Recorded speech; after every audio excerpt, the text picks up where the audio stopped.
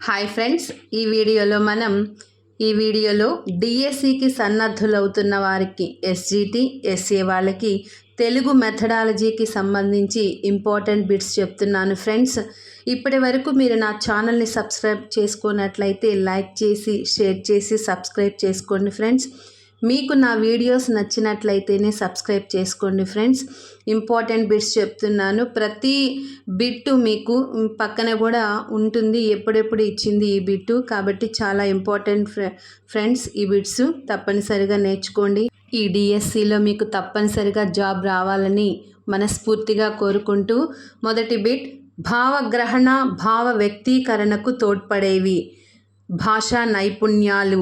భావగ్రహణ భావ వ్యక్తీకరణకు తోడ్పడేవి భాషా నైపుణ్యాలు. 2.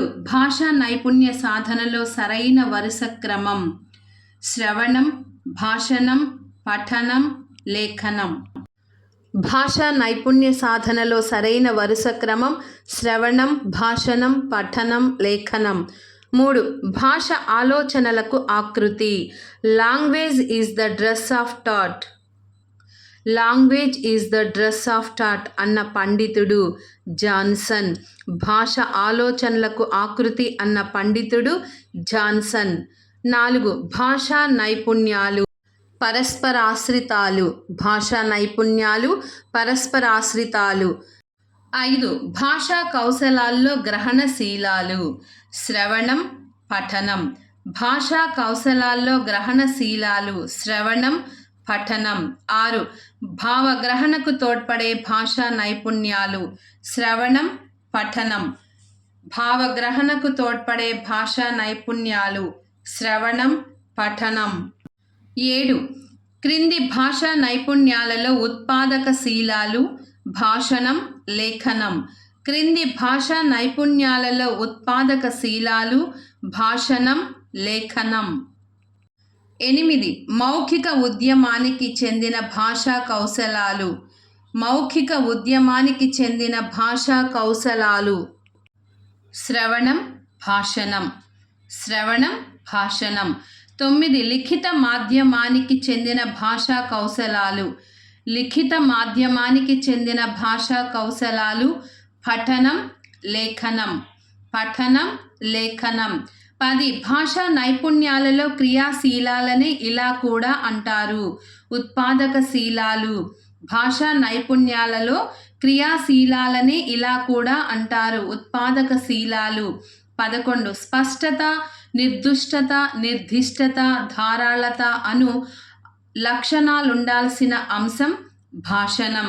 స్పష్టత, నిర్దుష్టత, నిర్దిష్టత, ధారాళత అను లక్షణాలుండాల్సిన అంశం భాషణం. 12. విద్యార్థుల భాషణ సామర్థ్యం ఏ నైపుణ్యాలను ప్రభావితం చేస్తుంది? పఠనం, లేఖనం. విద్యార్థుల భాషణ సామర్థ్యం ఏ నైపుణ్యాలను ప్రభావితం చేస్తుంది? పఠనం, లేఖనం. 13. స్పష్టంగా, నిర్దుష్టంగా మన అభిప్రాయాల్ని ఎదుటి వ్యక్తికి మాటల రూపంలో వ్యక్తీకరించడం భాషణం లేదా వాచిక చర్య. స్పష్టంగా, నిర్దుష్టంగా మన అభిప్రాయాన్ని ఎదుటి వ్యక్తికి మాటల రూపంలో వ్యక్తీకరించడం భాషణం లేదా వాచిక చర్య. 14. భాషా బోధన ప్రారంభ చర్య, వాచిక చర్య. భాషా బోధన ప్రారంభ చర్య, వాచిక చర్య. 15.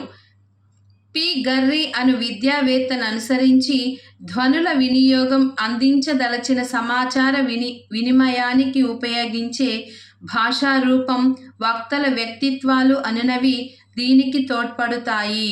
విద్యార్థులకు మాట్లాడడంలో శిక్షణ ఇచ్చుటకు పి. గర్రీ అను విద్యావేత్తను అనుసరించి ధ్వనుల వినియోగం అందించదలచిన సమాచార వినిమయానికి ఉపయోగించే భాషా రూపం, వక్తల వ్యక్తిత్వాలు అనునవి దీనికి తోడ్పడుతాయి. విద్యార్థులకు మాట్లాడడంలో శిక్షణ ఇచ్చుటకు. 16. నూతన శబ్ద పరిచయం, విషయ పరిచయం, ఉచ్చారణ దక్షత, భావ ప్రకటనా కౌశలం వీటికి ప్రాధాన్యం ఇవ్వవలసిన చర్య వాచిక చర్య. నూతన శబ్ద పరిచయం, విషయ పరిచయం, ఉచ్చారణ దక్షత, భావ ప్రకటనా కౌశలం వీటికి ప్రాధాన్యం ఇవ్వవలసిన చర్య వాచిక చర్య. 17 చక్కని భావ వినిమయానికి ఆధారమైనది మాట. చక్కని భావ వినిమయానికి ఆధారమైనది మాట. 18 విద్యార్థుల భాషణాన్ని అభివృద్ధి చేసే క్రమంలో భాగంగా బాల గేయాలు, అభినయ గేయాలు, కథాకథనం, నాటకీకరణం ఏ తరగతి వరకు ఉపకరిస్తాయి? 3వ తరగతి. విద్యార్థుల భాషణాన్ని అభివృద్ధి చేసే క్రమంలో భాగంగా బాల గేయాలు, అభినయ గేయాలు, కథాకథనం, నాటకీకరణం ఏ తరగతి వరకు ఉపకరిస్తాయి? 3వ తరగతి. 19 ఉక్త రచన, వక్తృత్వ శిక్షణ ఏ తరగతులలో ప్రవేశపెట్టాలి?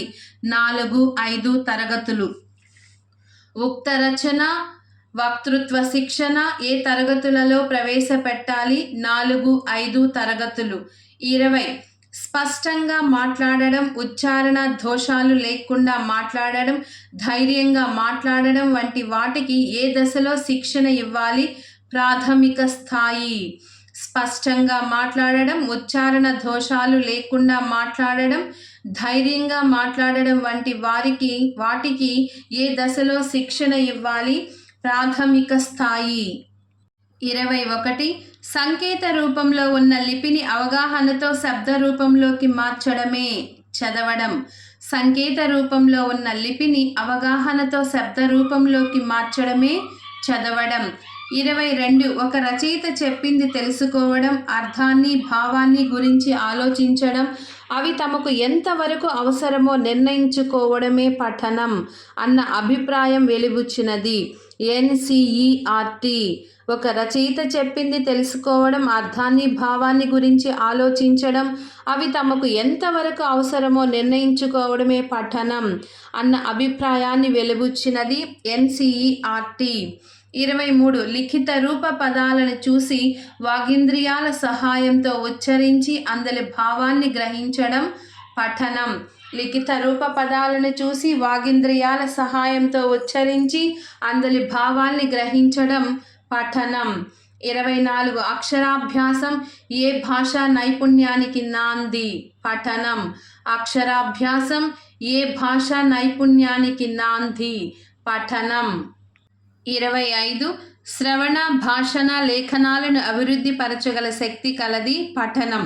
శ్రవణ, భాషణ, లేఖనాలను అభివృద్ధి పరచగల శక్తి కలది పఠనానికి.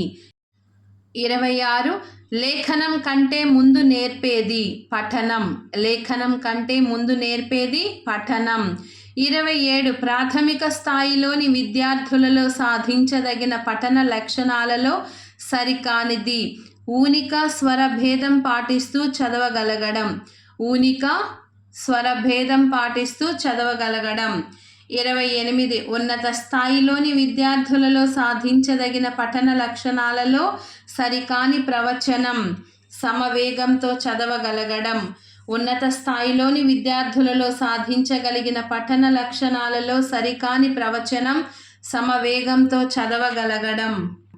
29 ఒక గుర్తు ఒక పదాన్ని అంతటినీ లేదా ఒక అక్షరాన్ని సూచించే లిపి పదలిపి లేదా పదాక్షర లిపి. ఒక గుర్తు ఒక పదాన్ని అంతటినీ లేదా ఒక అక్షరాన్ని సూచించే లిపి పదలిపి లేదా పదాక్షర లిపి.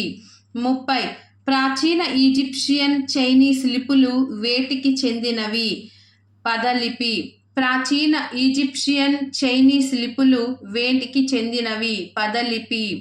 31 ఒక హల్లు, అచ్చు కలిపిన అక్షరపు గుర్తులను సూచించే లిపి అక్షర లిపి. ఒక హల్లు, అచ్చు కలిపిన అక్షరపు గుర్తులను సూచించే లిపి అక్షర లిపి. 32 భారతదేశానికి చెందిన లిపులు చాలా వరకు వేటికి చెందినవి? అక్షర లిపి. భారతదేశానికి చెందిన లిపులు చాలా వరకు వేటికి చెందినవి? అక్షర లిపి. 33 అచ్చులకు, హల్లులకు వేర్వేరు గుర్తులు ఉండే లిపి ధ్వని లిపి. అచ్చులకు, హల్లులకు వేర్వేరు గుర్తులు ఉండే లిపి ధ్వని లిపి. గ్రీకు వంటి పాశ్చాత్య లిపులు వేటికి చెందినవి? ధ్వని లిపి. గ్రీకు వంటి పాశ్చాత్య లిపులు వేటికి చెందినవి? ధ్వని లిపి. 35 సుమేరియన్లు లిపిని ఏ దేవుని బహుమతిగా భావించేవారు? ఎన్లిల్. సుమేరియన్లు లిపిని ఏ దేవుని బహుమతిగా భావించేవారు? ఎన్లిల్. 36. పాశ్చాత్య దేశాలలో లిపికి సంబంధించిన సమాచారంలో సరైనది. పాశ్చాత్య దేశాలలో లిపికి సంబంధించిన సమాచారంలో సరైనది ఆప్షన్ 4 A, B, C మరియు Dలు సరైనవి. ఒకసారి ఆన్సర్స్ చూద్దాం. ABCD ఈ 4 వాక్యాలు కూడా సరైనవే. పాశ్చాత్య దేశాలలో లిపి 4000 సంవత్సరాల క్రితం సుమేరియాలో కనబడింది. ప్రాచీన నాగరికత విలసిల్లిన ఈజిప్టు దేశంలో చిత్రాలు రూపంలో లిపి మొదలయ్యింది. ఈజిప్షియన్లు లిపిని దేవుని బహుమానంగా భావించారు. చైనాలో షాంగ్ రాజుల కాలంలో క్రీస్తు పూర్వము 1200 శతాబ్దంలో జంతువు ఎముకల మీద చెక్కిన రేఖా చిత్రాల నుండి లిపి మొదలైందని అంటారు. ఈ 4 వాక్యాలు కూడా పాశ్చాత్య దేశాలలో లిపికి సంబంధించిన వాక్యాలే కాబట్టి 4 సరైనవే. 37. పఠనం లేఖనం క్రమంగా వీనికి చెందినవి. స్తబ్దాంశం కారకాంశం. పఠనం లేఖనం క్రమంగా వీనికి చెందినవి. స్తబ్దాంశం కారకాంశం. 38. వాగ్రూపంలో ఉన్న భాషకు స్థిరత్వం ఏర్పరిచేది లేఖనం. వాగ్రూపంలో ఉన్న భాషకు స్థిరత్వం ఏర్పరిచేది లేఖనం. 39. ఉపాధ్యాయుడు పిల్లల పెరుగుదల వికాసాలను దృష్టిలో ఉంచుకొని చివరిగా నేర్పదగిన భాషా నైపుణ్యం లేఖనం. ఉపాధ్యాయుడు పిల్లల పెరుగుదల వికాసాలను దృష్టిలో ఉంచుకొని చివరగా నేర్పదగిన భాషా నైపుణ్యం లేఖనం. 40. శ్రవణ గోచరాలైన భాషా ధ్వనులను అక్షి గోచరాలుగా లిపి రూపంలో రాయడం లేఖనం. శ్రవణ గోచరాలైన భాషా ధ్వనులను అక్షి గోచరాలుగా లిపి రూపంలో రాయడం లేఖనం. 41. పారసీక భాషా పదమైన డిపి నుండి లిపి పుట్టిందని బర్నెల్ అభిప్రాయపడగా దీనికి వ్యతిరేకంగా లిపి అనే సంస్కృత పదం నుండే డిపి పుట్టిందని చెప్పిన పారసీక భాషావేత్తలు కాసోవిజ్ స్పైగెల్. 42. రాత నేర్పడం చాలా కష్టమైన చర్య కావున పఠనాన్ని ముందు నేర్పాలన్నవారు రైబర్న్. రాత నేర్పడం చాలా కష్టమైన చర్య కావున పఠనాన్ని ముందుగా నేర్పాలన్నవారు రైబర్న్. 43. లేఖనం విద్యార్థులకు ముందుగా నేర్పాలి అన్నవారు మాంటిస్సోరీ. లేఖనం విద్యార్థులకు ముందుగా నేర్పాలి అన్నవారు మాంటిస్సోరీ. 44. దీనికి ఏకరూపత తప్పనిసరి. రాసే భాషకు ఏకరూపత తప్పనిసరి. రాసే భాషకు ఏకరూపత తప్పనిసరి. 45. వైవిధ్యభరితమైన తార్కిక ఆలోచన దేనికి దారితీస్తుంది? సృజనాత్మకతకు. వైవిధ్యభరితమైన తార్కిక ఆలోచన దేనికి దారితీస్తుంది? సృజనాత్మకతకు. 46. సృజనాత్మకత ఆలోచనలు రేకెత్తించడానికి తరగతి గదిలో తరచుగా నిర్వహించవలసినది. కవితా పఠనం చేసి ఆ కవితను విశ్లేషించి ప్రశంసించమనుట. సృజనాత్మక ఆలోచనలు రేకెత్తించడానికి తరగతి గదిలో తరచుగా నిర్వహించవలసినది. కవితా పఠనం చేసి ఆ కవితను విశ్లేషించి ప్రశంసించమనుట. 47. నవ్యత విభిన్న ఆలోచన స్వతంత్రత ధారిత నమ్యత దేనిలో ఇమిడి ఉంటాయి? సృజనాత్మకతలో. నవ్యత విభిన్న ఆలోచన స్వతంత్రత ధారిత నమ్యత దేనిలో ఇమిడి ఉంటాయి? సృజనాత్మకతలో. 48. విద్యార్థులలో సహజమైన సృజనాత్మకత శక్తులను పదును పెట్టేలా బోధనను అర్థవంతం చేయాలి అన్న నివేదిక భారం లేని విద్యా కమిటీ నివేదిక. విద్యార్థులలో సహజమైన సృజనాత్మక శక్తులను పదును పెట్టేలా బోధనను అర్థవంతం చేయాలి అన్న నివేదిక భారం లేని విద్యా కమిటీ నివేదిక. 49. పిల్లల సృజనాత్మక వ్యక్తీకరణను పెంపొందించడానికి తగిన అవకాశాలను సాధనాలను విద్య అందించాలి అన్నది NCF 2005. పిల్లల సృజనాత్మక వ్యక్తీకరణను పెంపొందించడానికి తగిన అవకాశాలను సాధనాలను విద్య అందించాలి అన్నది NCF 2005. 50. సృజనాత్మకతను ఒక ముఖ్య అభ్యసన సామర్థ్యంగా భాషాభ్యసన తరగతులలో పిల్లల కల్పనాత్మక సృజనాత్మకత వికాసాలకు అవకాశం లభించాలని నిర్దేశించింది SCF 2011. సృజనాత్మకతను ఒక ముఖ్య అభ్యసన సామర్థ్యంగా భాషాభ్యసన తరగతులలో పిల్లల కల్పనాత్మక సృజనాత్మక వికాసాలకు అవకాశం లభించాలని నిర్దేశించింది SCF 2011. 51. సృజనాత్మకత అంటే వినూత్నమైన సమస్యలకు పరిష్కారం కనుక్కోవడం, నూతన విషయాలను కనుక్కోవడం, కొత్త పోకడలను సృష్టించడం అన్నది డిక్షనరీ ఆఫ్ సైకాలజీ. సృజనాత్మకత అంటే వినూత్నమైన సమస్యలకు పరిష్కారం కనుక్కోవడం, నూతన విషయాలను కనుక్కోవడం, కొత్త పోకడలను సృష్టించడం అన్నది డిక్షనరీ ఆఫ్ సైకాలజీ. 52. సృజనాత్మకత అంటే ప్రస్తుతం ఉన్న వాటి స్థానంలో కొత్త రూపును సృష్టించడం. అవి స్పర్శించదగినవి కావచ్చు, స్పర్శించదగనవి కావచ్చు.